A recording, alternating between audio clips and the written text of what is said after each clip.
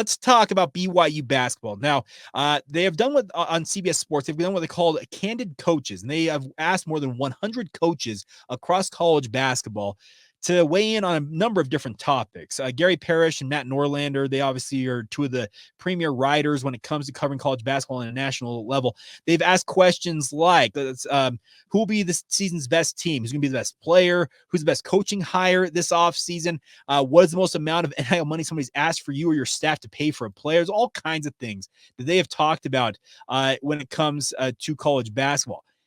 The latest edition of it, though, talked about NIL and the teams that either are perceived or are actually on top of the NIL market, speaking of the actual amount of money being sent out. So the survey essentially asked each one of these coaches to, the question was about the NIL was, quote, which three programs do you believe have the best NIL situations? Well, number one, Arkansas. Now, Coach Calipari, speaking of John Calipari, that dude uses NIL like it's water. So 73.7% of the ballots, the Arkansas and Coach Cal appeared on. That's not surprising at all. Number two, Kansas. Bill Self, he's been well known to have, feels like an unlimited budget to go out and get the guys he feels like he needs for the Jayhawks. He's also recruiting at a very high level. In addition to that, they appeared on 43.2% of the ballots. But then at number three, with 30.6% of them appearing on ballots, is your Brigham Young University Cougars. Yes, BYU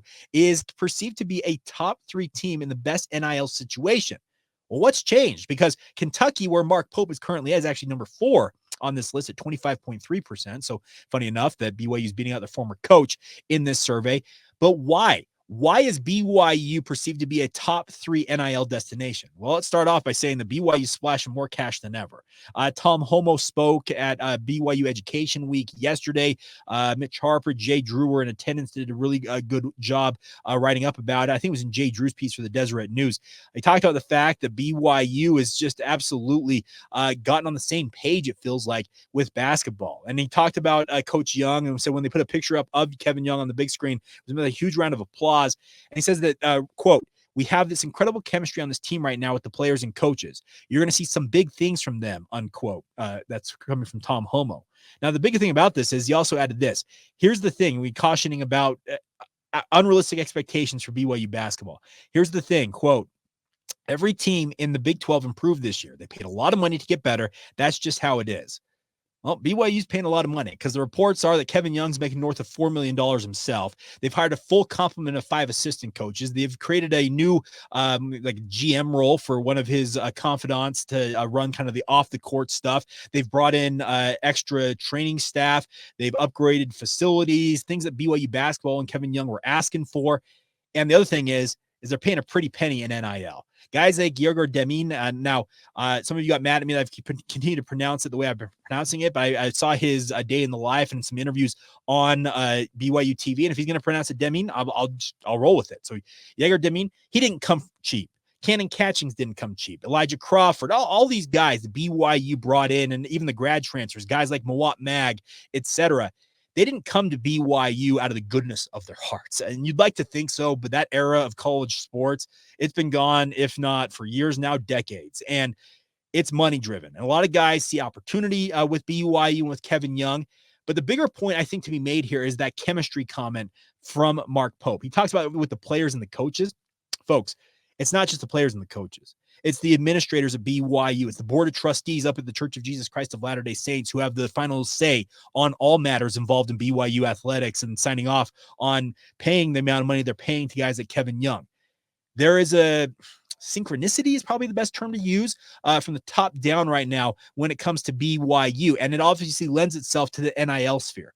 Kevin Young has galvanized the entire booster base that is funding that NIL venture for BYU basketball. And I don't know what changed with him versus what happened with Mark Pope. Because remember, Mark Pope's been like, I feel like every press conference last season I sat at, he talked about it's all about NIL. It's all about NIL. And that was a veiled plea to Cougar Nation to say, hey, we need more money to get guys here to BYU. And Mark Pope felt like he was best served to go elsewhere. Landed his dream job at Kentucky, but Kevin Young has come in and BYU's been quite literally on fire when it comes to the recruiting sphere right now. there's a big reason why Kevin Young has a reputation that he does, because he's a very, very capable coach. But the other thing is, the dirty little secret around that is that money talks. And when you have the ability to go into kids' homes and they're talking about NIL, and I know it's not quote unquote supposed to be talked about when it comes to how much money you can pay a kid, but it's just happening. Let's acknowledge it is what it is at this point. The thing is, BYU's in sync across the board. Boosters are in line. The administration of BYU's in line. The coaching staff knows what they're doing. They're very personable, and they know players that they're targeting. They're trying to find the right fit for BYU. I think all of it is really, like I said, synchronicity. You want to, whatever term you want to use. Everybody's working on the same page right now. They're pulling in the same direction across the board for BYU basketball, and it's really crazy how well it's gone so far.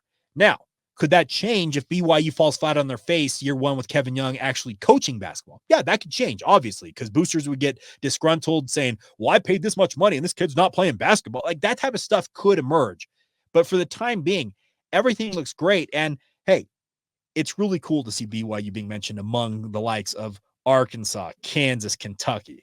Could BYU basketball become a basketball school down the line? I'm not discounting that possibility, but I'm also not going to say that BYU is absolutely going to become a basketball school, because this is a program that, once again, I hate to bring it up, but it's the fact is that they are the NCAA program with the most NCAA tournament appearances without a Final Four appearance in their history. It's something like 20 or 30 at this point, upper 20s, low 30s of those appearances without a Final Four. Well, BYU football has got a history of 50 years in a national championship trophy in Provo that I think BYU football continues to be the lead dog, as it were, when it comes to BYU athletics interest. But BYU basketball is not far behind. And if Kevin Young has the type of success on the court that he's having off the court with the recruiting and the like, this is a BYU basketball program that could be a force for years to come. Will other big name programs probably come calling for guys like Kevin Young if he has success? Will the NBA come calling once again? I can't discount that, but Kevin Young feels like he's all in with BYU. His wife wanted to be in Provo. She wanted to have a little more stable home life with a guy like Kevin coaching at BYU, and apparently it's fit what he's looking for. How much success can he have at BYU will be determined by his ultimate coaching prowess and the players he puts on the court. But right now, everything is in line with everybody. I mean, everybody at BYU. And that's a really cool thing to see, because BYU is absolutely in an elite NIL position, and that could land them the likes of an AJ DeBonsa as soon as next year. They get AJ DeBonsa, man, all bets are off on what Kevin Young can really accomplish, because DeBonsa is considered to be a true generational talent.